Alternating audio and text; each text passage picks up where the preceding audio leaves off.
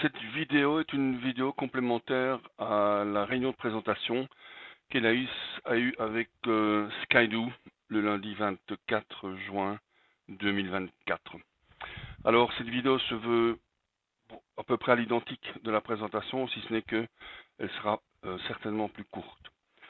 Alors pour commencer, c'est pas un slideshow parce que c'est pas du PowerPoint, mais c'est un formulaire ELAIS qui passe en revue quelques points ici qui sont capitaux dans la compréhension du système, dans la compréhension du logiciel et surtout donc dans sa philosophie.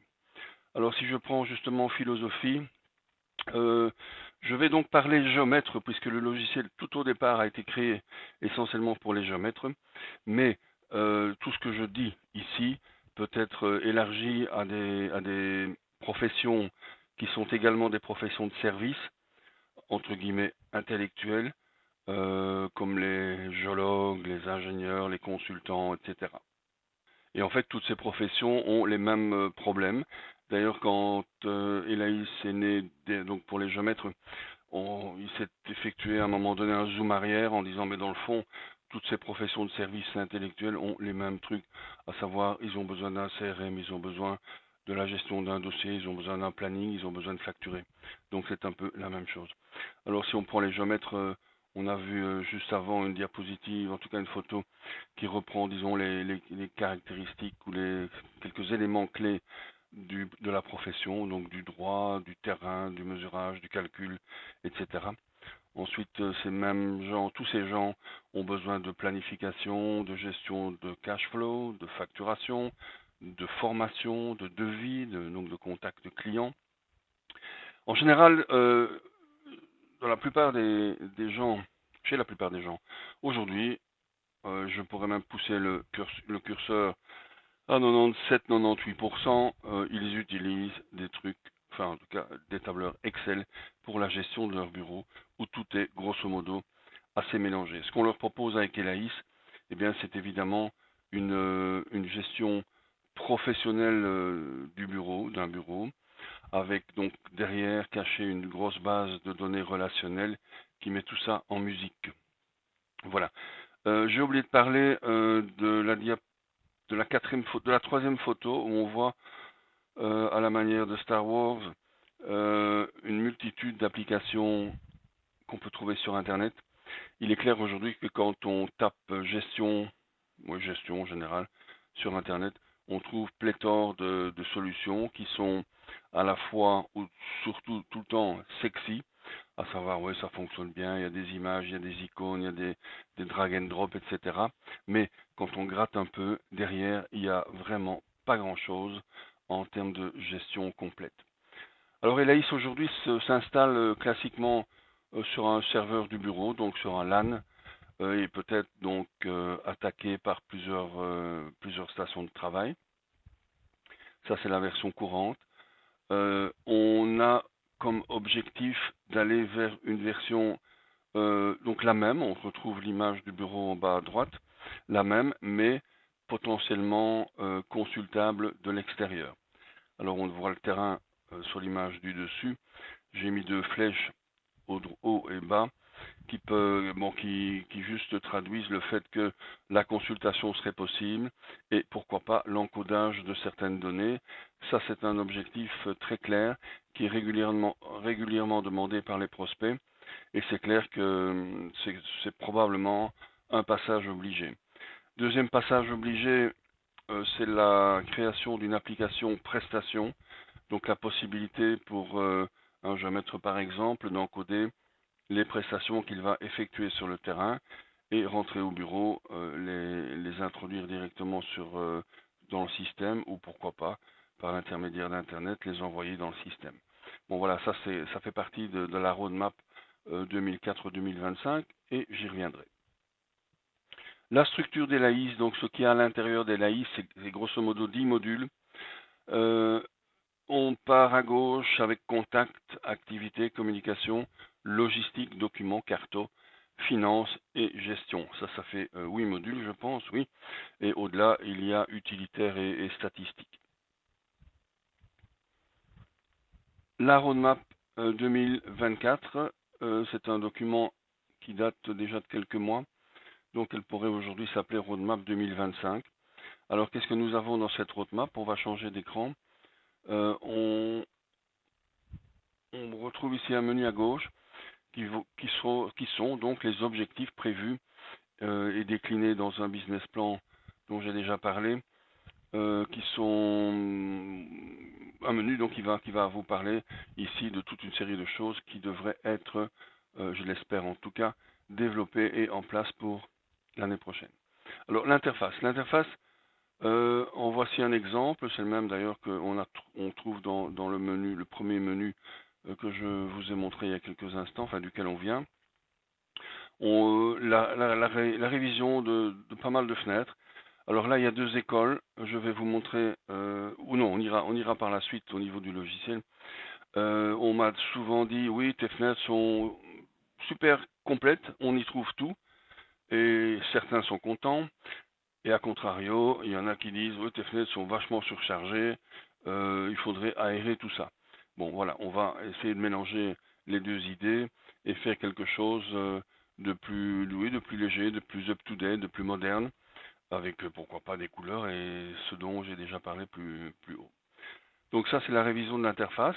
Cela dit, on va évidemment pousser les fenêtres et les fiches qui sont primordiales, à savoir les contacts, les activités, la facturation, etc.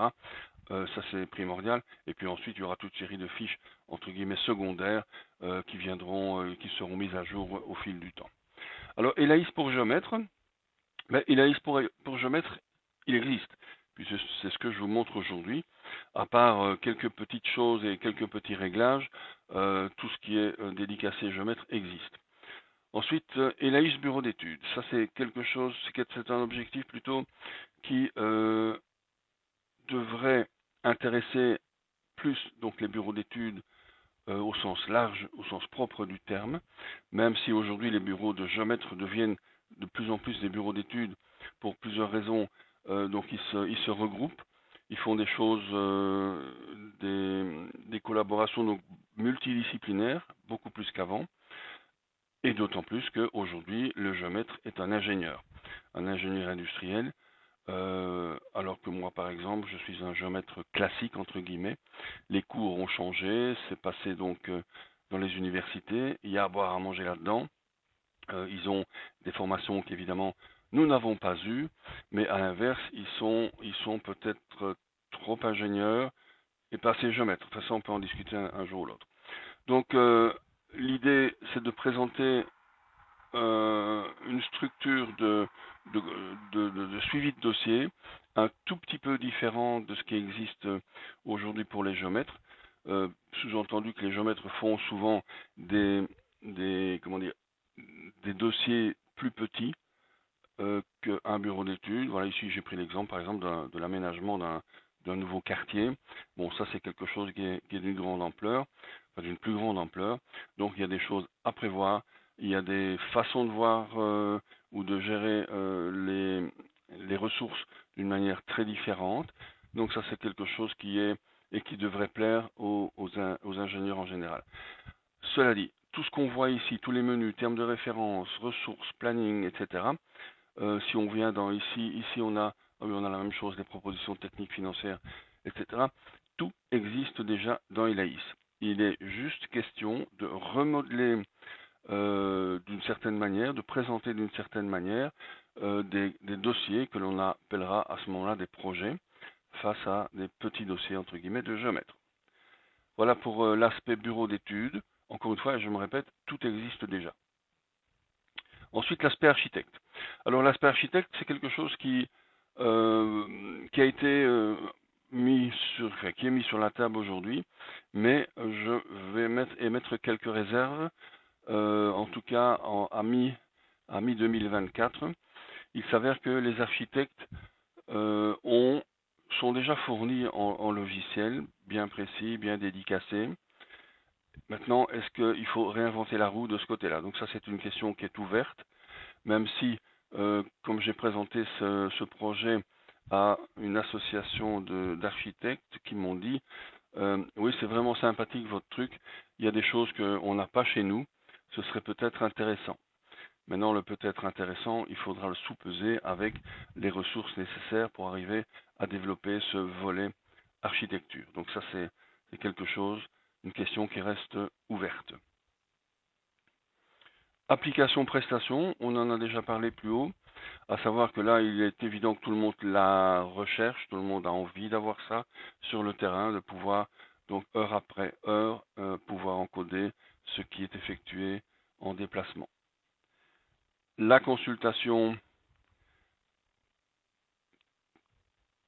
ça ne veut pas passer, la consultation, ah oui, sorry, si ça c'est passé, mais c'est tellement bref.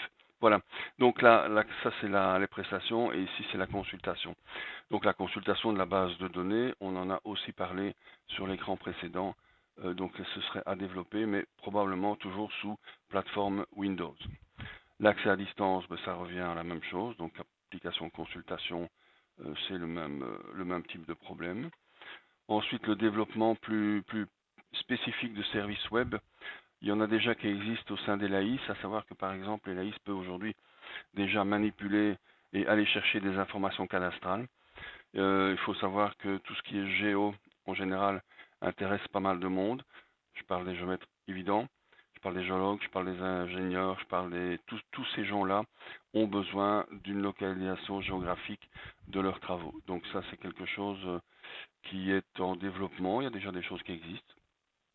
Et j'ai personnellement des relations avec le directeur de Wallon Map, chez qui on peut, et ça a été une promesse de sa part, profiter de pas mal de codes et pas mal d'accès à leurs ressources. Partenaires. Mes partenaires, c'est un peu ce qui nous a appelé à s'entendre, à se voir. Il est clair que chaque fois que je fais une réunion de formation, une réunion de formation ELAIS, avec donc les utilisateurs, voire de nouveaux prospects, il y a une question qui est redondante et qui revient systématiquement, c'est la pérennité du logiciel. Alors aujourd'hui, il est tout aussi clair que la pérennité n'est pas assurée. Ça fait maintenant 2-3 ans que la question est sur la table et c'est seulement en 2024 que j'ai commencé ou que je commence à investiguer à gauche et à droite la possibilité de pérenniser le logiciel. Voilà, ça je ne vais pas en détailler de trop, vous voyez de quoi je veux parler. Et enfin, oui, la dernière image, c'est celle qui a déjà été montrée tout à l'heure. C'est encore une fois proposer une organisation professionnelle. Alors, quand je dis ici organisation professionnelle de bureau, il faut savoir qu'en 2024, l'ordre des géomètres va voir le jour, au même titre que l'ordre des architectes ou l'ordre des avocats. Alors c'est par définition un organe qui va, je vais dire, légiférer de manière interne la profession, mais qui va, je l'espère pour eux, donner une image de professionnel encore plus grande, de sérieux encore plus important. Et donc, il est peut-être opportun de profiter de cette porte qui est entrouverte vers un ordre qui arrive pour leur proposer justement, en termes de gestion, quelque chose qui est aussi beaucoup plus professionnel qu'un tableur Excel. Voilà, ça c'est pour le contexte. Je vais fermer cette fenêtre. Voilà, on revient à la première fenêtre, Overview. Alors, service. Mes services, ça rejoint ce que je viens de dire au niveau de l'ordre. Pour avoir visité nombre de cabinets de géomètres, on trouve souvent, c'est l'image de gauche, je ne vais pas dire un certain bordel, mais en tout cas quelque chose qui tend à être un peu ce que j'appelle de l'improvisation. Et l'improvisation se retrouve souvent, très souvent, au niveau de l'informatique. Et là, l'idée qu'il faut mettre en parallèle de l'ordre qui arrive, cette professionnalisation, cette considération supérieure d'une profession, c'est de leur dire, voilà messieurs, vous achetez des machines, on y passera tout à l'heure, qui coûtent très cher. Vous avez des investissements conséquents professionnels qui sont directement attachés à la profession. Par contre, au niveau de l'informatique, vous semblez bricoler. Donc là, il est certainement possible de rentrer dans le jeu et de leur proposer des solutions clés sur porte, beaucoup plus professionnelles, suivies, maintenues, etc., etc. Il est clair que derrière cette organisation physique pourrait apparaître Elaïs, et c'est là que, encore une fois, il y a certainement matière à discussion. Alors ça, c'est la Belgique et nos fameuses provinces. J'ai séparé la Flandre de la Wallonie juste pour pointer le fait que Elaïs aujourd'hui est en français. Il n'est traduit en aucune langue. J'ai déjà eu des demandes de la partie néerlandophone du pays qui ont trouvé Elaïs sympathique, mais la question de savoir si Elaïs était uniquement en français revient systématiquement. Alors là, il y a deux options.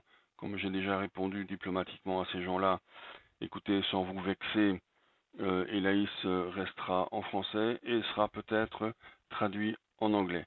Le néerlandais, nous n'en sommes pas sûrs. Voilà, ça c'est la question qui est aujourd'hui répondue aux néerlandophones. Ceci pour dire que j'ai les ressources pour traduire Elaïs en néerlandais, donc des ressources par des gens qui sont d'origine néerlandaise, donc dont la langue maternelle est le néerlandais, donc, et qui sont en plus techniciens géomètres. Donc ça, c'est possible. Et j'ai l'assurance qu'on peut démarrer quand on veut, d'une part. Et d'autre part, j'ai les ressources personnelles, voire avec un géomètre anglais, de traduire Elaïs également en anglais.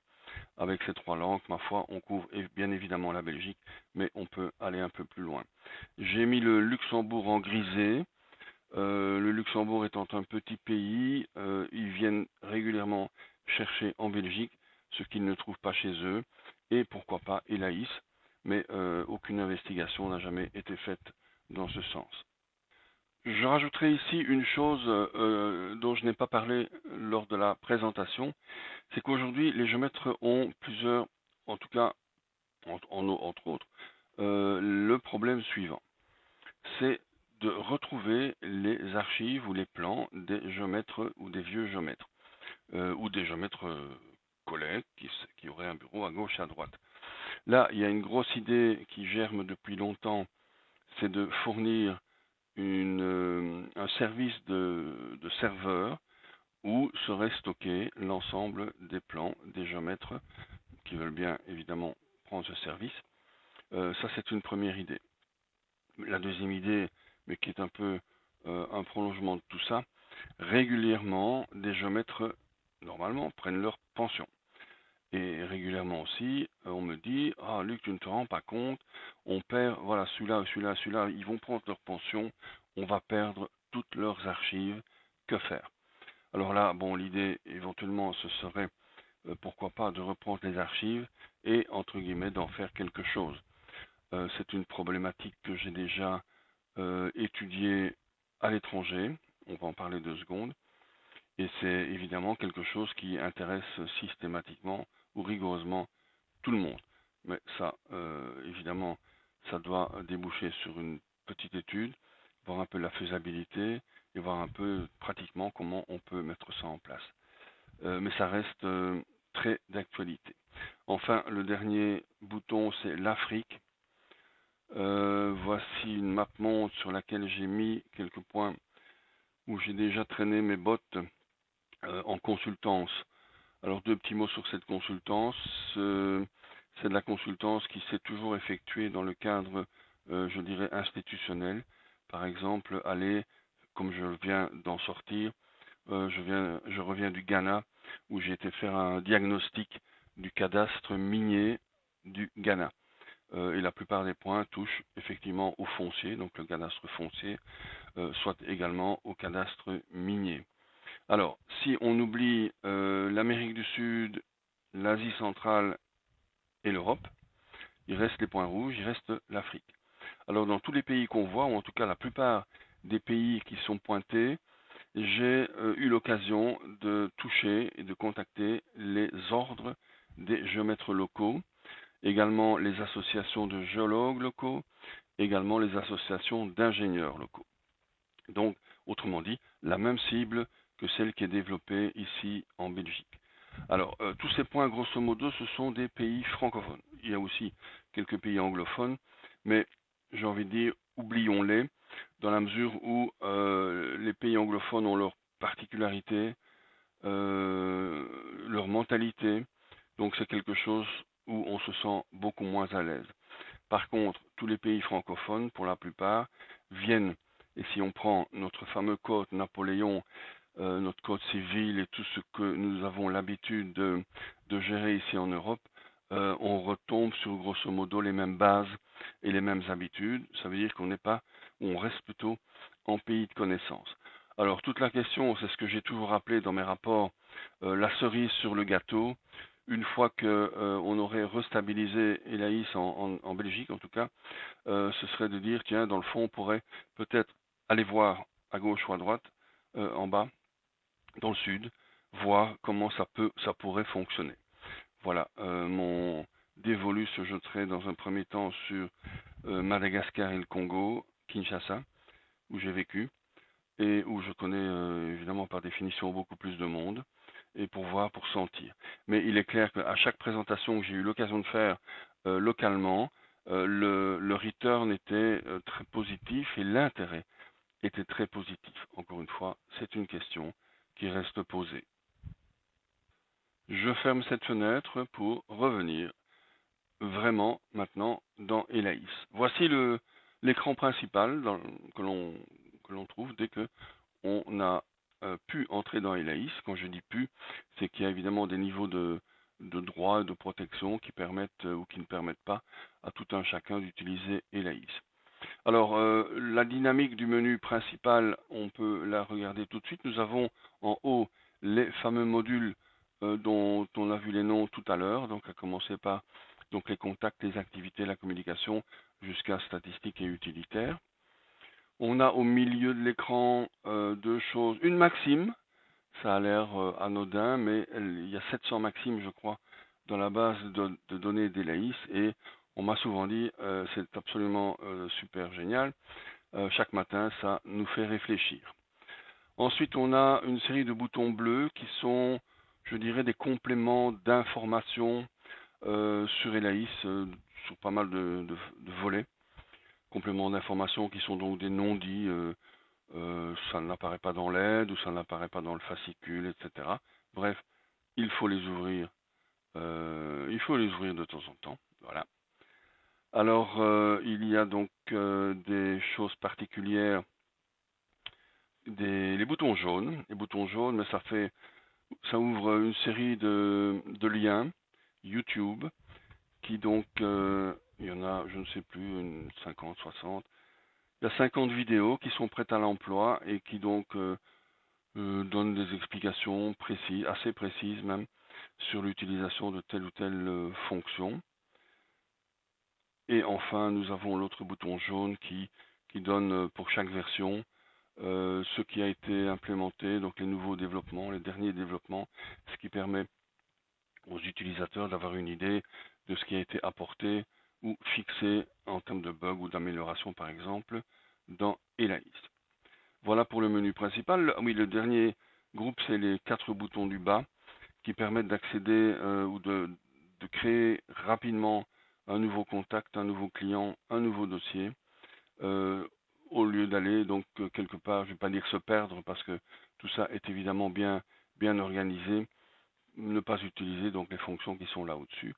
Le Direct to Invoice, je ne vais pas m'empêtrer là-dedans, mais en 2 mots, je vais quand même l'ouvrir et lire ce que l'écran propose à ce niveau-là. En fait, le Direct to Invoice permet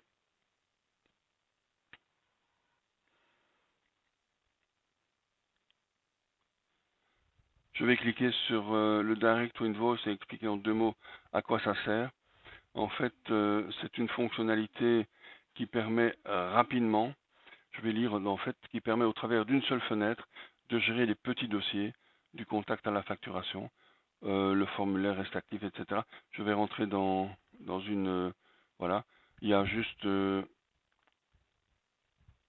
retrouve ici à gauche un menu, client, les adresses, les dossiers, la géolocalisation, la facturation, les montants à facturer. Bref, en une seule fenêtre, on peut clôturer, gérer et clôturer les petits dossiers. C'est quelque chose qui est très apprécié par rapport à ce qui existe au-dessus. disons qu'au-dessus, on arrive dans des fonctionnalités beaucoup plus précises, beaucoup plus fournies, alors que là, on va droit au but, on facture. Il y a beaucoup de géomètres qui ne font que ça d'ailleurs.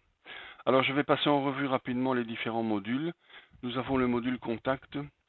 Alors le module contact, une chose importante à préciser à ce niveau-ci, c'est qu'il s'articule autour de 8 partenaires.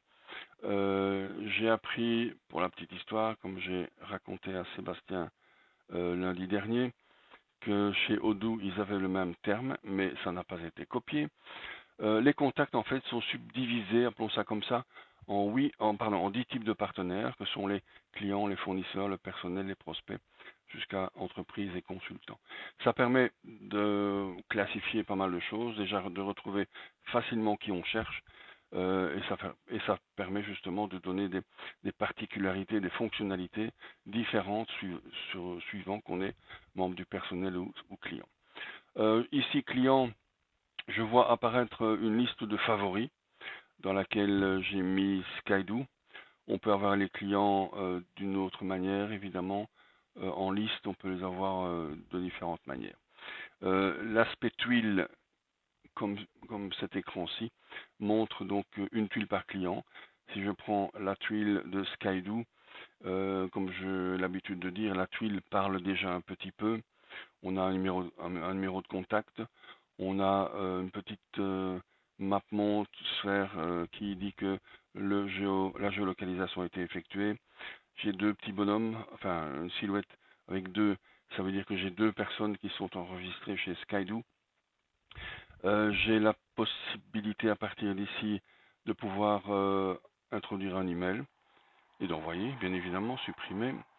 On a ici le cercle vert qui me dit OK, avec Skydo, on est dans la partie client, on est bon, on a tous les renseignements qu'il faut pour que je puisse travailler avec ces gens-là.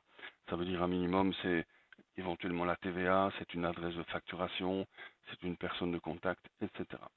Ensuite, on a un rating. Ici, on a 10 petites étoiles. Ici, il y en a une chez Skydo. Une, pourquoi? Parce que j'ai introduit un dossier au nom de Skydo. Donc, ça veut dire que c'est un nouveau client. GAF à côté, son rating est maximum. C'est un bon client. Ici, j'ai 3 dossiers, j'ai 4 dossiers, etc. Ensuite, j'ai un euro, le sigle euro avec un 1 à côté qui m'indique que une facture a été émise au nom de Skydo et elle n'est pas payée.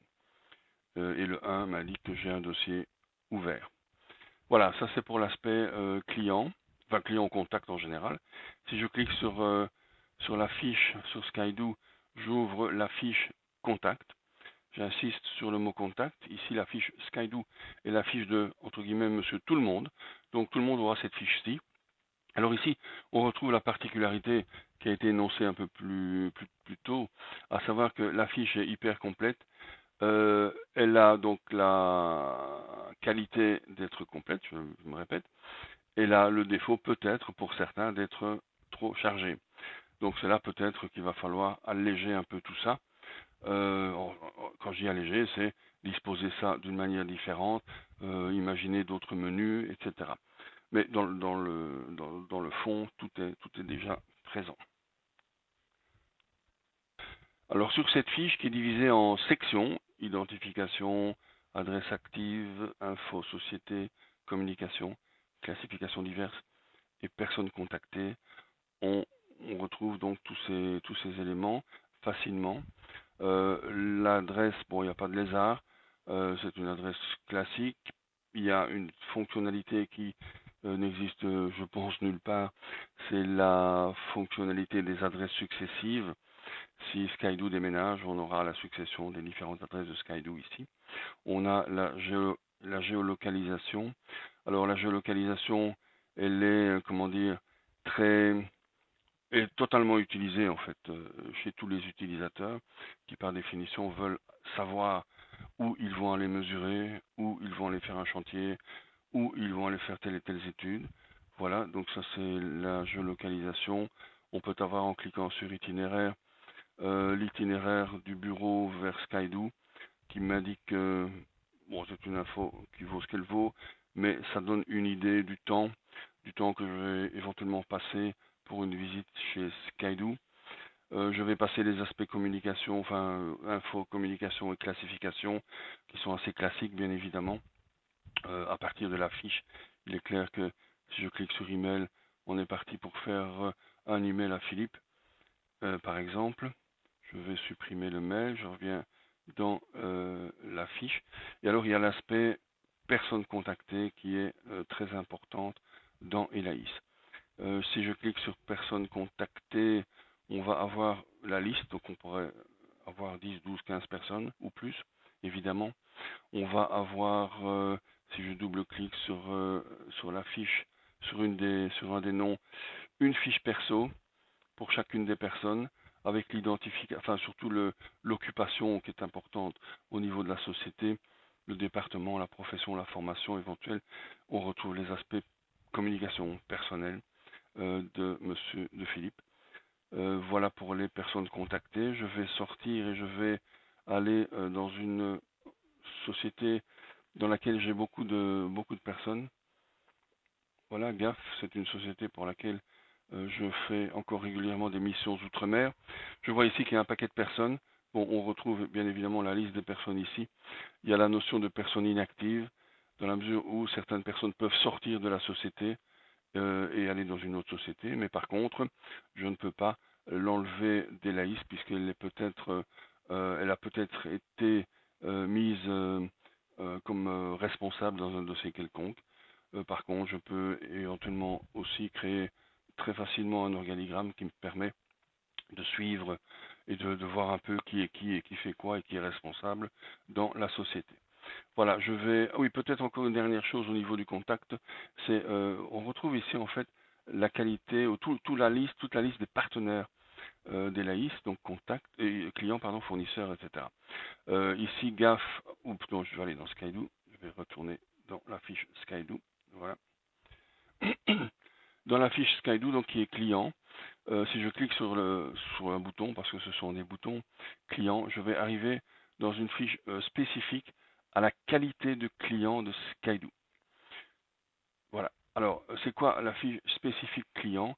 C'est qu'ici, je vais trouver des éléments qui sont obligatoires et nécessaires parce que Skydo est client, mais qui ne seront pas accessibles pour le commun du mortel, euh, qui reste par exemple un simple contact. Alors voilà, on a pour ce qui est important la TVA, bien sûr, un numéro de client, on a l'adresse de facturation, on a la facturation à envoyer à l'attention de, et enfin on a les échéances types qui sont pratiquées, l'échéance type qui est pratiquée avec, avec Skydo. On a ici une petite fonctionnalité très intéressante qui permet de comment dire, d'envoyer un email, d'envoyer en tout cas une demande de renseignement. Imaginons que Skydo est un nouveau client et que j'ai très peu de renseignements à son égard. Donc je peux envoyer ça par email, ça prend quelques secondes. Et en plus c'est un PDF interactif et qui me permet de recevoir, si la personne veut bien le remplir, qui me permet donc de recevoir toute une série d'éléments nécessaires à remplir la fiche de Skydo. Il est prévu de réintégrer automatiquement le contenu du formulaire dans Elaïs. C'est une fonction qui est en cours de développement. Je vais quitter la fiche client et je vais quitter donc les contacts en général et Skydo en particulier. Je vais aller dans Activité. Avant de cliquer sur le bouton Activité, quoi qu'on va le faire, il faut juste ajouter une chose, c'est que les activités dans Elaïs sont déclinées en plusieurs niveaux. Il y a le niveau dossier, bon, qui veut bien dire ce que ça veut dire, c'est la chose qu'on va facturer. Il y a le niveau offre, donc les devis. Il y a le niveau info, c'est une classe par définition d'information qu'on va mettre là pour ne pas perdre. Niveau prospection qui n'est pas actif, les plannings, prestations, etc. Au niveau info et offre, il est clair que on peut passer d'un niveau à l'autre, info vers offre, offre vers dossier, etc. en un clic, sans plus. Alors voilà, je suis au niveau des activités. Je vais aller... non, pas grand chose à dire ici, si ce n'est qu'on a les activités sous forme de tuiles, comme les contacts. On peut switcher sur une forme que j'appellerais plus aérée, en forme de liste, avec ici par exemple, si je prends 2024 juin, en juin, voilà, j'ai 1, 2, 3, 4, 5, 6 dossiers. Et puis en avril, etc., etc. On a tout ce qu'il faut. Et puis on a encore une autre forme de liste qui est un tant soit peu différente, qui nous permet de le voir d'une autre manière par année, avec voilà le résumé bien évidemment de chaque opération. Je vais revenir dans mes tuiles où j'ai été créer un dossier Skydo. Je vais En fait, la création de dossiers, comme la création d'un contact, comme la création d'une offre, comme la création de pas mal d'objets, se fait par le double plus qui est ici à droite. Et si on clique sur le double plus, on a une fiche. Je ne vais pas aller dans ce détail-là pour l'instant. Une fiche qui permet donc d'encoder un nouveau quelque chose, donc soit dossier, soit offre, soit information, soit rapport de prospection. Voilà, je vais rester ici, le dossier est créé, je vais ouvrir le dossier Skydo. Alors un dossier, c'est quoi? Je vais peut-être en ouvrir un autre avant. Je vais ouvrir un dossier quelconque, un dossier test qui a été créé il y a quelques jours. Voilà, un dossier quelconque où on trouve en fait deux parties. Il y a cette fiche-ci, et puis il y a une fiche poste, qui est donc celle-ci. La fiche poste est un tant soit peu plus technique, on y viendra dans Skydo après. Un dossier est égal à un poste. Ça, c'est le minimum. Voilà. Par contre, comme chez Skydo, je vais sortir d'ici, je vais ouvrir la fiche Skydo, et là, j'ai créé deux postes. C'est-à-dire qu'un dossier peut avoir minimum un poste, mais une multitude d'autres postes. Alors, la définition d'un dossier, c'est quoi? C'est un client, c'est une problématique, voilà, sur Voldrone par exemple, et c'est un lieu, donc le lieu il est là en dessous, et c'est une référence 2024-013. Ça c'est un dossier. Maintenant, pourquoi plusieurs postes? On a aujourd'hui par exemple effectué un survol drone des immeubles pour des photos, pour une reconnaissance quelconque, mais dans un stade ultérieur, Skydo peut appeler le bureau en disant voilà, vous êtes venu faire ceci en son temps, maintenant mesurez-moi le terrain correctement parce qu'on va vendre par exemple une partie. Et donc il y a un second poste, un deuxième poste. Ensuite, on peut avoir un troisième, un quatrième, un cinquième poste avec des actions, des opérations complètement différentes et complètement différées dans le temps. Tout ce qu'il faut savoir, c'est que le survol drone se facturera aujourd'hui, le mesurage se facturera au mois de novembre par exemple, et les autres interventions se factureront plus tard. Ceci pour dire que l'unité de facturation reste le poste. Voilà. Alors sur cette première fiche dossier, bon, je ne vais pas rentrer dans trop de détails. On a des dates clés évidemment, on a le générique et le résumé. Si par exemple chez Skydo vous aviez une référence à reprendre, je dirais que chez vous c'est le bon de commande 2024 159. Ça apparaîtra sur la facture et ça permettra à Skydo d'imputer les futures factures au bon endroit. Le poste, donc la description du boulot en général. Je ne vais pas rentrer dans tous ces éléments, dans tous ces onglets qui sont plutôt l'apanage des gros dossiers. Ici, on reste dans les petits dossiers, on reste sur un petit dossier. On a une section chronologie. Ici, j'ai simplement enregistré une commande. Voilà, commande de Skydo. Point. On a une section classification. On peut classifier le dossier d'une manière quelconque et on peut éventuellement je vais taper je ne sais pas quoi. Skydive par exemple, pour taper un mot qui n'existe pas encore dans Elaïs. Je tape un mot-clé ici dans la section mots-clés thème. et ça c'est pour les recherches plus tard. Et puis j'ai une section localisation qui est très souvent importante pour toutes les cibles qu'on vise, à savoir l'adresse de l'intervention, qui est par défaut l'adresse du client. Donc ici on est rue de Stahl. Là je clique ici sur le petit triangle et automatiquement je rapatrie l'adresse du client sur l'adresse de l'intervention. Donc ça c'est fait. J'ai la géolocalisation du client. Ça c'est un pop-up intempestif. Voilà la localisation du travail et ou du client, c'est le même. Voilà. J'ai la carte c'est ce qu'on vient de voir. J'ai les infos cadastrales, donc là si il y a des notions de mesurage ou de bornage, le géomètre viendra ici installer, en tout cas lister les parcelles cadastrales qu'il devra gérer et éventuellement modifier. Et ensuite on a une recherche spatiale. Ici elle va pas fonctionner, enfin si elle va fonctionner, et si je fais par exemple, bon sur Namur, on va faire 80 km de rayon. On va prendre, bon, on va pas prendre le code drone parce qu'il n'y en a pas beaucoup dans la machine. Mais si je fais tous les codes service, je fais recherche. Voilà, je vais trouver une série de dossiers, évidemment, qui ont été exécutés. Et si je veux voir la carte, je vais avoir le résultat sur la carte des différents dossiers dont j'aurai trouvé la trace donc, dans Elaïs.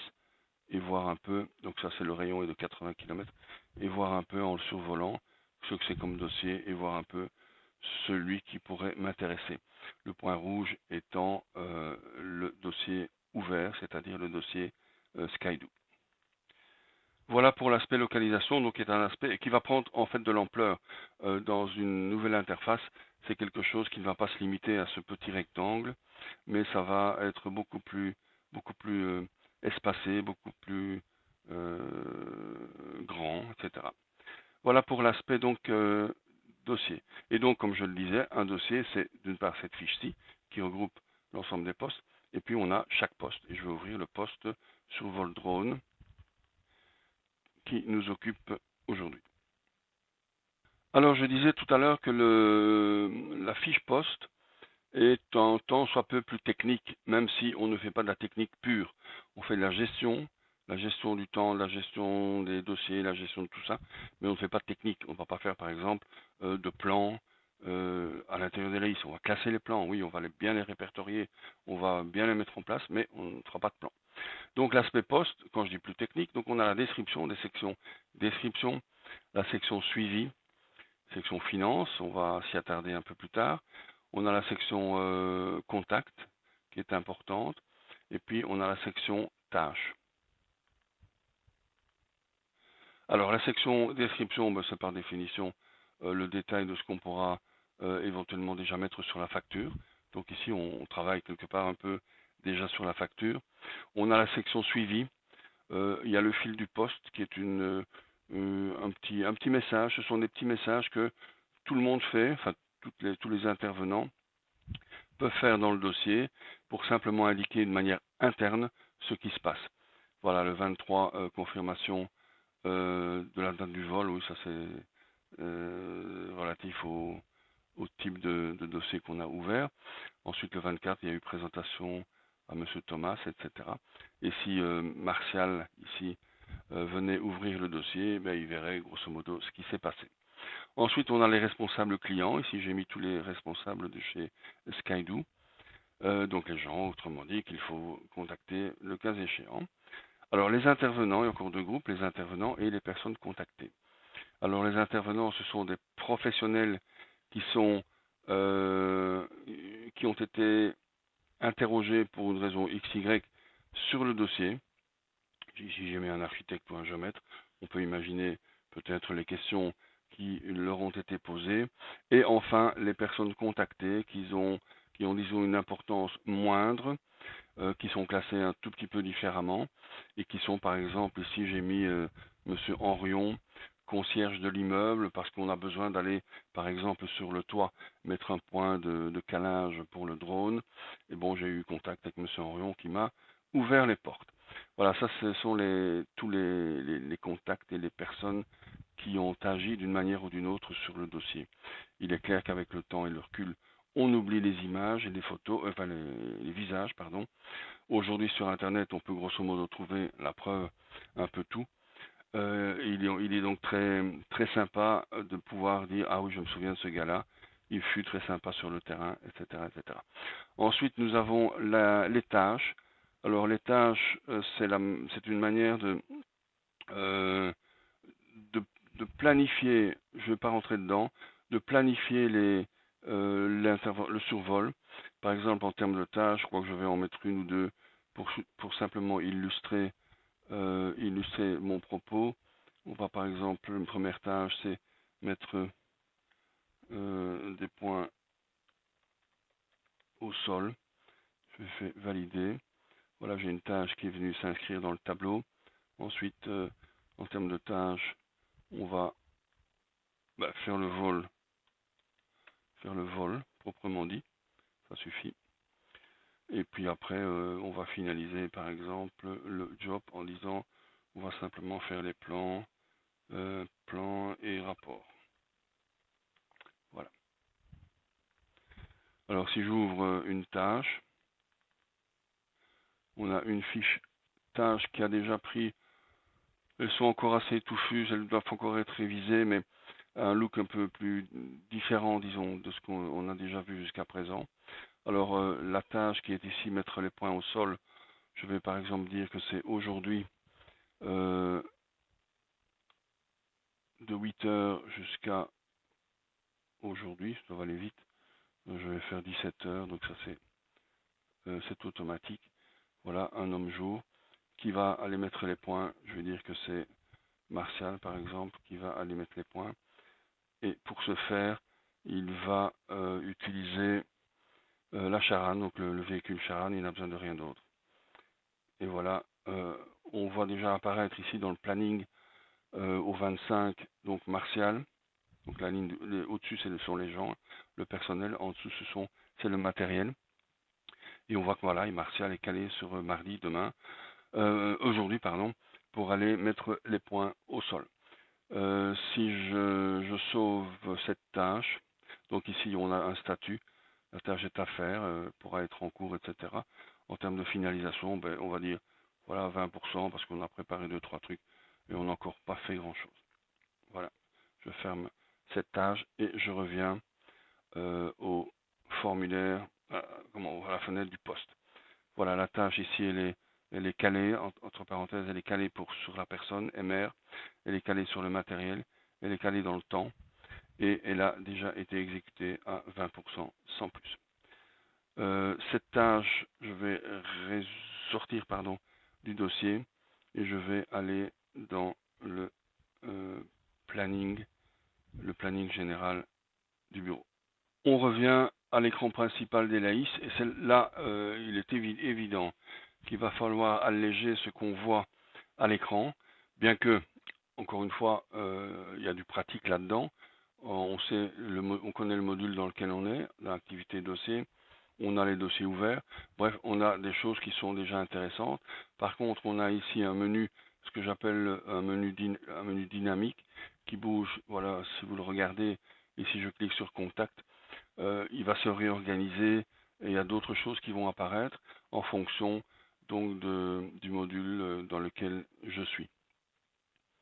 Je suis dans mes activités ici et si je prends le planning du bureau, planning des dossiers, voilà, j'ai ici où j'aurai ici tous mes dossiers. Ici, je n'en vois qu'un pour cette semaine-ci. On retrouve donc ce qu'on vient d'introduire pour le survol du drone de la société Skydo. Et on pourrait, si je vais en marche arrière, voilà, retrouver pardon, d'autres choses pour d'autres dossiers et voir un peu donc ces imputations de temps, ces imputations de ressources qu'on peut gérer. Voilà, ça c'est pour le planning, c'est ce que je voulais vous montrer. J'ai profité du petit break que je me suis autorisé pour une tasse de café, pour avoir été effacer la facture que j'avais établie hier lors de la présentation, la facture Skydo. Donc on retrouve ici la fameuse tuile Skydo où le sigle euro a disparu. C'est-à-dire qu'il n'y a pas de facture émise au nom de Skydo et c'est le niveau auquel je voulais raccrocher la présentation. Cela dit, je m'aperçois que faire le truc en un quart d'heure n'est pas possible. Donc, sorry pour la longueur que ça prend, mais ça vaut peut-être la peine d'aller au bout de la, de la dynamique d'un dossier, etc. Donc, revenu au niveau des dossiers, je vais ouvrir le dossier Skydo pour aller justement facturer le dossier Skydo, à considérer bien évidemment qu'il soit terminé. Alors je viens dans le poste, puisqu'on a dit que le poste était l'unité de facturation, et on va dans la section finance, on n'a pas encore été depuis tout à l'heure, et on retrouve dans cette section la notion de prestation, la notion de frais, la notion de pièces justificatives s'il faut acheter quelque chose par exemple, la notion divers mais pas allumé pour l'instant, et la notion de per diem quand il s'agit de faire des missions outre-mer. C'est par donc cet intermédiaire ici du tableau de bord qu'on va facturer les prestations. Alors en termes de prestations, on va d'abord y aller. On va ici dans la section prestations où j'ai introduit hier 4-5 lignes de prestations, donc le vol drone, rédaction de rapport, calcul, mise des points GPS et puis dessin. Voilà quelques prestations qui sont enregistrées. Au niveau de la colonne ID, on retrouve 2 personnes, Martial d'un côté et Luc de l'autre, qui ont agi sur le dossier. On a évidemment la notion de temps, les heures et les durées. On a la même chose au niveau des frais, bien évidemment. Ici, je n'en ai qu'un. Je vais par exemple en rajouter un en vitesse. Voilà, je vais à la date d'aujourd'hui dire que, bon, je ne vais pas rentrer dans le détail de ce qu'on voit actuellement, mais sur le terrain, j'aurais utilisé par exemple une bombe de couleur et j'aurais aussi mis par exemple des clous spéciaux qui permettront donc de faire et restituer surtout les photos qui auront été prises par le drone. Le message SMS envoyé est un message furtif totalement intempestif. Voilà, j'ai ici mis 3 lignes de frais pour prendre un exemple. Au niveau des prestations, je vais y revenir 2 secondes. On a ici une liste, je dirais, brute, chronologique des prestations qu'on peut voir par groupe terrain bureau, qu'on peut voir par type aussi. Évidemment, ici, le dossier est très petit, il n'y a qu'une ligne pour chaque type, qu'on peut voir par personne. Et alors, il y a un résumé global de tout ce qu'on vient de faire en termes de prestations. Eh bien, nous allons facturer ce dossier à Skydo et en cliquant donc sur tableau de bord facturation. Alors, je clique sur tableau de bord facturation pour entrer qui l'eût cru dans un tableau de bord où on va me mettre à disposition voilà, un autre menu où je peux revoir mes prestations, revoir mes frais et surtout peut-être les modifier, c'est ça qui est important. Je peux analyser un tant soit peu le dossier et voir sa rentabilité. Je vais tout de suite aller dans Analyse, où je vais voir quelques graphiques. Ici, encore une fois, ce n'est pas tellement extraordinaire dans la mesure où ce dossier est très petit, mais je peux voir d'une manière, en mettant en perspective, toutes les prestations qui ont été établies sur le dossier. La première, la deuxième, c'est le rapport terrain-bureau. C'est parfois intéressant de voir que telle ou telle prestation prend plus de temps sur le terrain ou sur le bureau. Cela dit, ici on a terrain et bureau, mais il est clair qu'on peut inventer d'autres groupes. Et ensuite par personne, donc MR Martial, LG pour Luc, 7 heures, 5 heures, etc. Ça c'est le graphique, ce que j'appelle l'analyse. Ensuite on a les prestations. Alors ici les prestations, on retrouve bien évidemment les prestations qu'on a établies, qu'on a introduites dans le dossier. Alors ici il y a un truc important à savoir, c'est que dans le dossier on ne voit aucune indication de taux de facturation parce que il n'y a pas de raison, d'une part, et d'autre part, tout le monde peut aller encoder ses prestations. Donc là, il n'est pas question de dévoiler, entre guillemets, la stratégie d'entreprise en montrant à tous les collaborateurs les taux de facturation de chacun. Donc ça reste secret. Ou alors il faut les droits. Par contre, ici, dans le tableau de bord facturation, il est clair que déjà, rentrer dans le tableau de bord requiert un droit spécial. Et il est clair aussi que ici, on peut voir absolument tout. Donc, on a une colonne heures. Ah non, sorry. Les heures facturables. Là, on a des quantités d'heures. Un coefficient. On peut appliquer un coefficient sur chaque prestation. Par exemple, si Skydoo nous oblige de faire le vol le dimanche pour une raison quelconque, ben, on pourrait, je crois, sans trop de réclamations, dire écoutez, sorry, mais les photos ou le drone vol a été effectué un jour férié, on a appliqué un coefficient de 1,5 sur les facturations. Les heures de départ, les heures de fin, le prix unitaire de la prestation. Alors ici, on voit 0. Alors pourquoi 0? Parce que cette prestation, d'ailleurs, elle est grisée, il y a un bandeau gris. Il y a un bandeau gris et un bandeau jaune, on va expliquer les deux.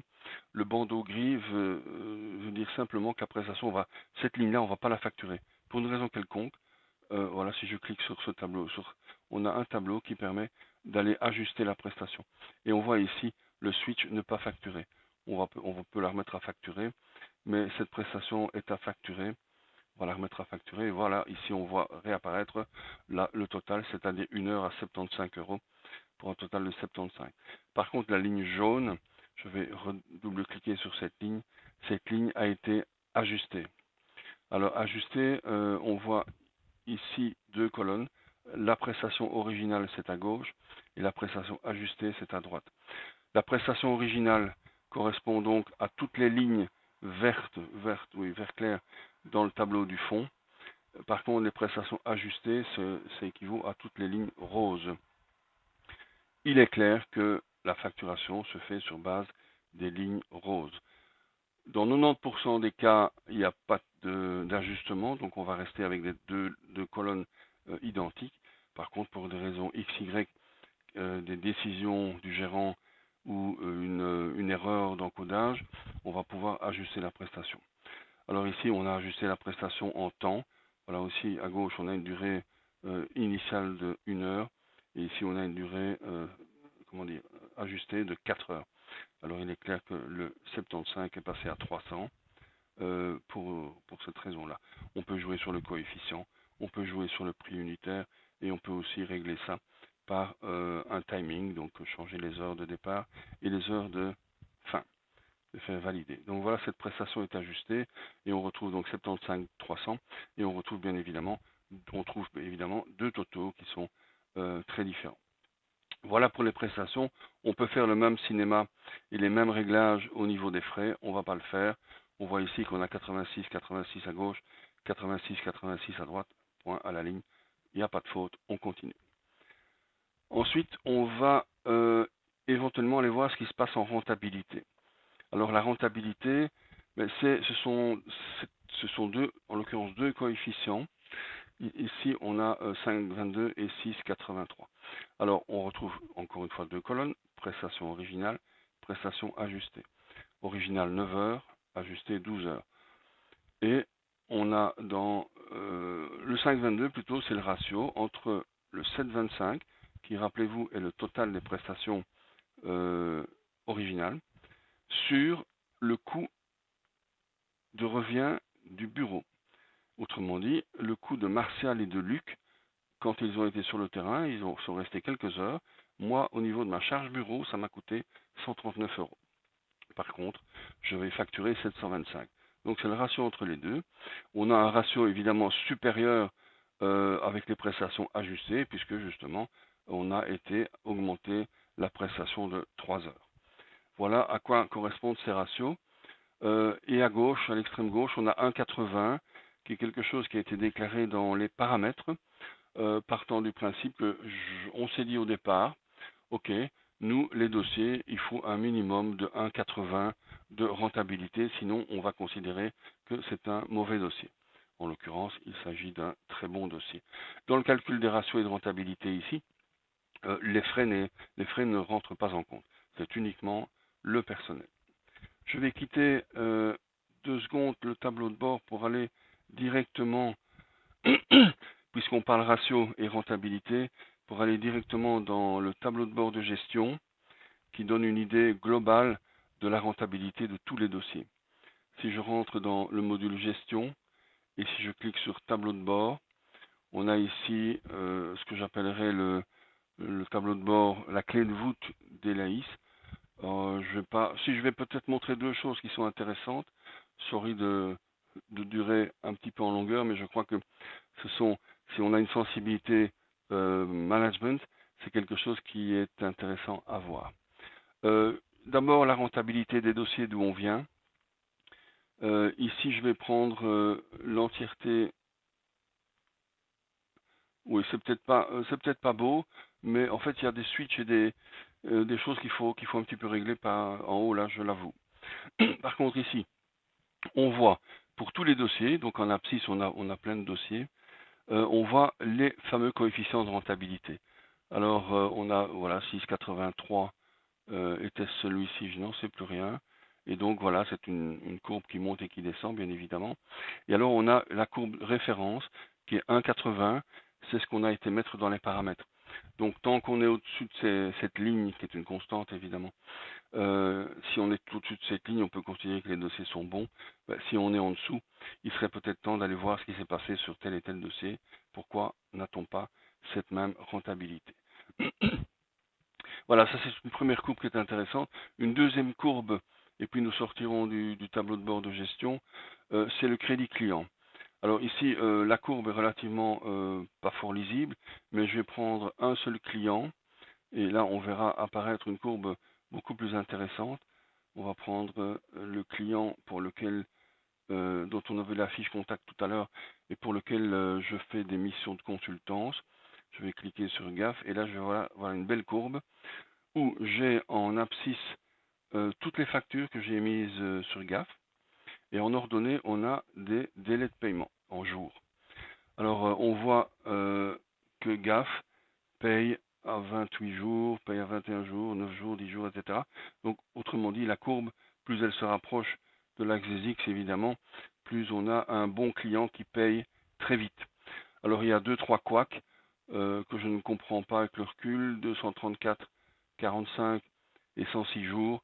Et il y a eu probablement des retards dû à je ne sais pas très bien quoi, ou c'est peut-être aussi des fichiers tests ou des fichiers, comment dire, oui, des fichiers tests qui ont été encodés et qui forment ces anomalies. Donc voilà la courbe crédit client, on a le crédit fournisseur, on a les amortissements, on a le chiffre d'affaires. Donc ça c'est véritablement le tableau de bord de niveau supérieur des LAIS, où on peut sortir la quintessence de pas mal de chiffres et par définition sortir des conclusions et surtout prendre d'éventuelles décisions qui s'imposeraient pour la bonne marche de la société. Alors je reviens à mon activité et je vais aller, et on va terminer par ça, sauf peut-être encore quelques petits détails, on va terminer donc en allant facturer le dossier Skydoo. Voilà, je vais rentrer dedans. Donc je vais rentrer dans le poste. Évidemment ici ça prend, une fois qu'on ne baragouine pas comme je le fais ici, la gestion d'un dossier est évidemment beaucoup plus rapide. On va dans le tableau de bord qui permet la facturation. On a été voir dans le tableau de bord donc l'ajustement des prestations, l'analyse et la rentabilité. On ne va plus y aller. Par contre, on va aller dans le premier choix, à savoir la facturation en elle-même. Alors la facturation, plusieurs sections. On rappelle ici à gauche les barèmes sur lesquels on s'est appuyé pour calculer les heures, sans plus. À droite, récapitulatif hors taxe, eh bien la somme prestations et frais, donc on a dans les deux tableaux, c'est 1036,86. On a un résumé ici de l'état de la facturation, à savoir 0 facture émise, pas de note de crédit, reste à facturer le total, payer rien, à recevoir rien, etc. Ensuite, on a la nouvelle facture, on va y venir dans 2 secondes. À gauche, on a éventuellement la liste des factures déjà émises sur ce dossier, évidemment c'est vide. Et enfin, en bas, on a la multifacturation, qui n'est pas de comment dire, intéressante ici, mais on peut imaginer un boulot quelconque dont le commanditaire nous dirait, écoutez, Monsieur Gaze, la facture, ou en tout cas les frais, toutes les factures, doivent être partagées entre nous, pour 50% par exemple, et telle personne, la société, le voisin, et que sais-je, n'importe qui. Donc on peut faire de la multifacturation à partir d'ici. C'est ce que j'appelle la multifacturation amont. Donc on sait très bien où on va quand on est donc en amont. Il existe également une facturation aval, et ça on y reviendra dans la fiche facture. Voilà, ici je suis content dans ce que j'ai fait au niveau prestation et je choisis nouvelle facture. Je peux choisir un acompte, c'est pas le cas, et je choisis le deuxième choix, à savoir facturation totale, l'entièreté des prestations et des frais. Je choisis ce choix-là et je clique sur nouvelle facture. Voulez-vous créer une nouvelle facture? Oui. On voit tout de suite que cette facture a été créée et on la voit déjà dans le tableau de gauche. Donc elle est créée, elle est à 0, c'est normal. Et on va aller maintenant la finaliser dans le groupe facture. Alors ici, il est clair, comme je l'ai précisé hier, une fois que la facture est créée, comme ici, normalement c'est la fiche facture qui s'ouvre directement. Pour l'instant, ce switch a été enlevé parce que ça crée un tout petit souci qui est en train d'être réglé. Voilà. Mais normalement, il est évident que pour des raisons de facilité et d'ergonomie, on arrive directement dans la fiche facture une fois l'avoir créée dans le poste du dossier. Voilà. Je viens dans Finance. Il y a un aspect de la philosophie des laïcs qu'il faut savoir, mais qui est logique, que les gens ne trouvent pas logique, mais je ne sais pas quelle logique ils utilisent. Mais quand il s'agit de parler euro ou de parler note de crédit ou de parler facturation, il faut aller dans le module finance. Quand il s'agit de prestations ou de dossiers, il suffit d'aller dans le module activité. Et quand on recherche un bonhomme, une contact, il faut aller dans le module contact. Il y en a qui trouvent ça difficile, mais il faudrait qu'ils m'expliquent les cursus qu'ils ont suivis parce qu'il y a des choses qui ne me paraissent pas très logiques. Je viens dans le module finance, où, dans un premier temps, on me met à disposition la liste qui est la plus pertinente, en fait, des factures qui sont impayées. Donc j'arrive dans le module finance. Encore une fois, ne peut cliquer sur ce bouton finance que les personnes qui ont bien sûr l'autorisation. Je vois ici, voilà, on me doit 19 000 euros, non 23 000 euros. C'est pertinent, il faut que je me tracasse, il faut que j'émette des rappels, etc. C'est à ça que ça sert. Par contre, je vais m'occuper de la facture Skydo.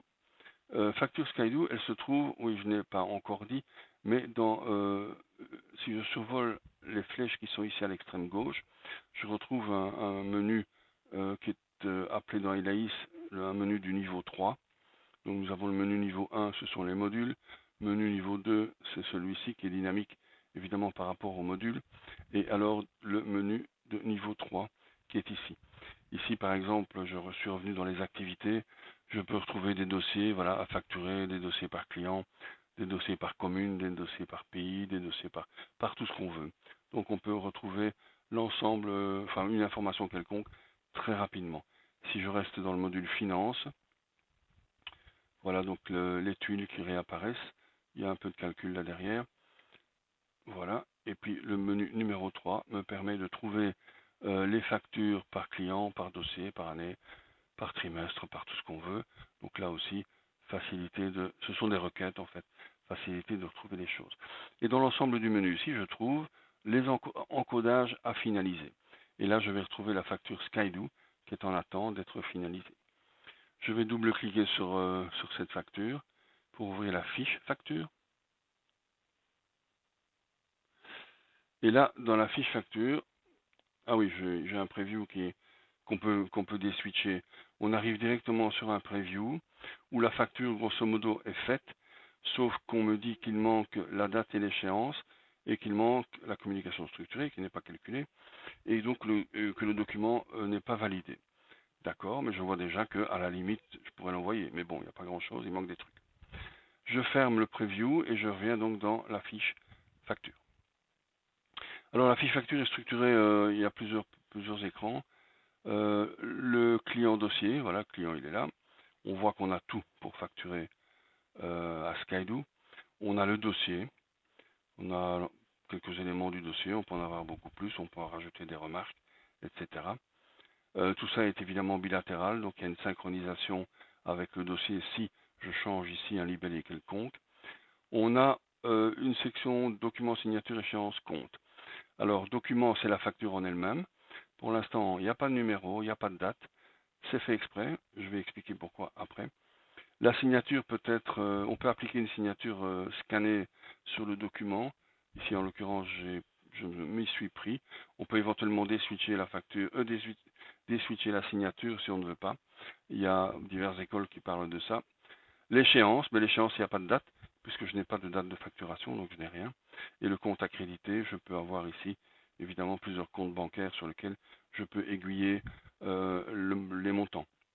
Il est clair que tout ça, c'est du défaut, donc tout ça est paramétrable. Ensuite, on a PDF, on n'a pas encore, normal. Ensuite, on a la définition des montants. On a vu ici qu'on avait donc des prestations et des frais, ben, ils sont là. On peut éventuellement rajouter une remarque quelconque. Voilà, je vais remarquer 3 petits points. Et toute une série d'informations. On a une feuille de calcul qui permet, qui est interne au dossier, qui est interne plutôt à la fiche facturation, qui permet éventuellement de noter des choses que, je sais pas, pourquoi a-t-on facturé ça, donc une explication quelconque sur la facture. Ici, on va rien faire. C'est tout. Et ensuite, il y a la validation et l'envoi. Il y aura ensuite le paiement, donc la trace ici du paiement, une date, etc. Et il y a la notion de paiement partiel, ce qui est très rare, mais ça se fait parfois encore. Il y a évidemment la notion des rappels, et abandon, ça peut arriver. Il y a la notion de contentieux, donc l'envoi du problème à mon avocat avec un email automatique qui est préformaté et éventuellement la gestion des duplicata. Bon, ça c'est pas fort important. On va donc valider la facture. Alors la validation, elle paraît superflue, mais elle est intéressante dans la mesure où si on est plusieurs au bureau, Gaze va s'occuper par exemple de certaines choses, non plutôt un autre va s'occuper de certaines choses, et moi qui suis le gérant, je suis seul habilité à valider les factures, donc autrement dit à les envoyer. Et lorsque je viendrai ici, mon collègue m'aura dit, tiens, va un peu voir les factures, il y a 10 factures à valider et à envoyer. Alors je vais valider. Ah oui, évidemment, ok. Je n'ai pas encore, la facture n'est pas numérotée, numéro de facture manquant. Je reviens dans les documents et ici je vais générer la date et le numéro. Alors pourquoi ce n'est pas automatique? Parce que, les automatiques parfois vous mettent en erreur, d'une part, et puis une fois qu'on a généré le numéro enfin la séquence plutôt numéro et date d'une facture, on ne sait plus la changer. Sauf si elle est la dernière du lot. Donc les factures restent en codage à finaliser jusqu'au moment où éventuellement on peut faire ça début du mois et on met tout ça en encodage à finaliser et on va régler toutes les factures en un coup. Et donc on peut pendant un certain temps encore corriger des choses sur la facture et la laisser en attente. Bon, une fois que je suis content sur tout, eh bien évidemment je vais enclencher la séquence de la date et du numéro en cliquant sur le bouton rouge, orange. Et je vais ici, voilà, j'ai ici une séquence, un numéro, pardon, et une date. Comme ça a été généré, j'ai aujourd'hui maintenant une date d'échéance qui s'est calculée. Ma facture est terminée, je vais la valider. Voilà, maintenant je peux la valider et je peux aller voir ce que ça donne au niveau du preview. Et maintenant, évidemment, j'aurai un document qui est clair ou clean de notation superflue. J'ai une communication structurée que j'aime que les gens utilisent dans la mesure où, quand on utilise les codas, c'est beaucoup plus facile pour faire les réconciliations. On a un code barre, c'est assez nouveau, mais ça m'a été suggéré par un utilisateur et il est clair que pour les petites affaires, je reviens encore une fois à mes géomètres, un géomètre qui a fini une affaire, qui va porter les plans au commanditaire en même temps que la facture, il pourrait suggérer au client, ah, écoutez, si vous voulez, vous pouvez la payer tout de suite. Et il pourrait utiliser son application bancaire et payer la facture. Donc c'est quelque chose qui peut faciliter les paiements, oui, qui peut faciliter les paiements tout court. J'ai fait le preview, automatiquement un PDF s'est créé. Voilà, le PDF il est là. Il est là en stock, entre guillemets, mais il sera également utilisé pour confectionner le dossier comptable. Donc j'ai validé. Je peux par cet intermédiaire-ci, par email, je peux envoyer, mais je vais le faire en fait, mais je n'ai pas, ah oui, je peux l'envoyer à monsieur de Saporta qui est là, voilà. Vous allez recevoir une facture, ne la payez pas, et je vais donc l'envoyer directement à partir de sa fiche, directement au client. Voilà, l'email est parti, vous allez le recevoir. Et j'ai la trace de mon email, j'ai la trace du texte éventuellement que je peux modifier, qui aura été annexé à l'email, j'ai la trace de qui, la personne à qui je l'ai envoyé, etc. Je ferme ma fiche facture, je confirme, ok, elle est validée, point. La facture, elle est sortie de la liste des encodages à finaliser, bien évidemment. Et si je clique sur le module facture, avec mes factures de vente, impayées, je vais avoir une nouvelle tuile, c'est plus bas, voilà, au niveau de Skydo, avec une facture donc impayée. À partir de ce moment-ci, il me suffit, entre guillemets, d'attendre le paiement. Et quand la facture sera payée, soit je vais passer par le compte bancaire pour faire la réconciliation, soit je peux directement ici indiquer que la facture est payée en cliquant. Il n'y a pas grand-chose à cliquer en fait, c'est simplement un switch. Bon, on va le faire, hein. Une date. On va faire la date d'aujourd'hui. Il aura très vite payé. Facture payée, ok. Je confirme le paiement. Le paiement est enregistré et il est clair que la liste des factures impayées sera rafraîchie et la facture Skydo aura disparu. Pour rester au niveau des paiements, mais très vite, les comptes bancaires, on peut en avoir un nombre indéterminé, bien évidemment. On gère les codas. Donc ici j'ai, bon très vite, ça c'est le résumé technique du compte, un numéro, un code BIC, etc. Un contact gestionnaire du compte à la banque. On a un graphique, bon, sans plus. Et puis on a ici les mouvements. Ça équivaut à tous les mouvements du compte, les mouvements qui auront été identifiés et qui auront reçu, qui sont en rapport avec une pièce.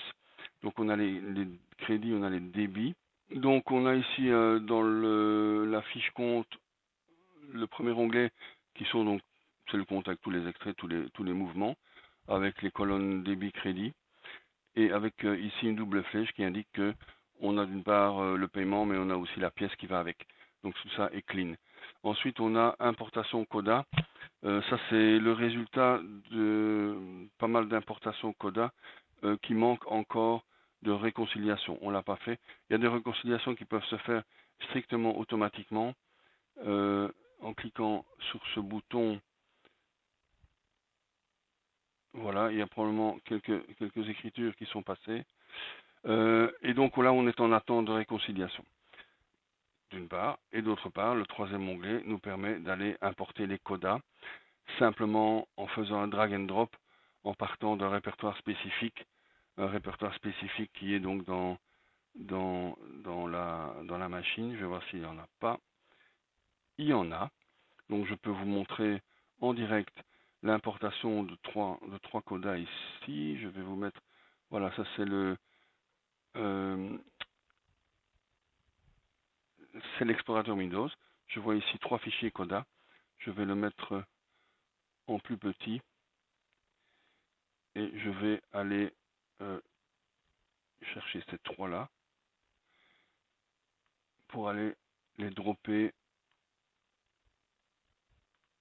Voilà, là l'importation se fait. Ça va assez vite. Et voilà, le transfert est terminé. Et alors, tout ça est venu évidemment ici. en attente de réconciliation avec les pièces éventuelles. Voilà, donc ça c'est l'histoire du compte bancaire.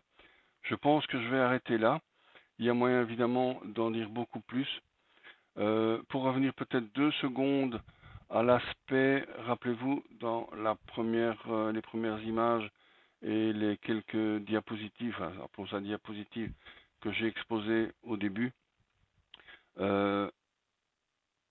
les géomètres, les ingénieurs, les géologues ont l'habitude d'acheter de la machinerie, des équipements qui sont très onéreux, qui sont classés ici en logistique, matériel métier.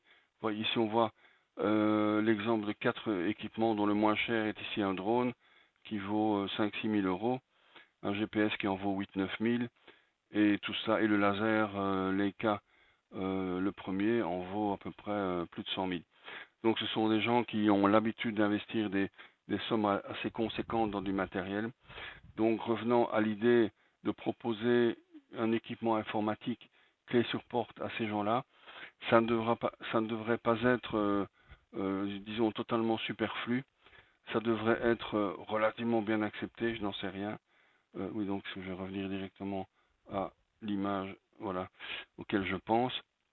Et je crois que il y a quelque chose à faire de ce côté-là, mais on peut en discuter évidemment. Voilà, je m'arrête ici parce que je ne sais pas combien de temps j'ai déjà pris, mais à mon avis suffisamment longtemps. Voilà,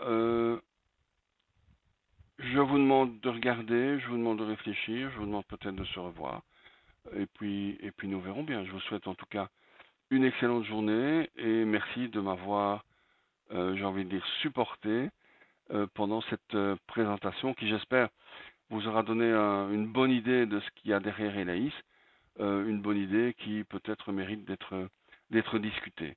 Je vous souhaite une excellente journée et peut-être à bientôt.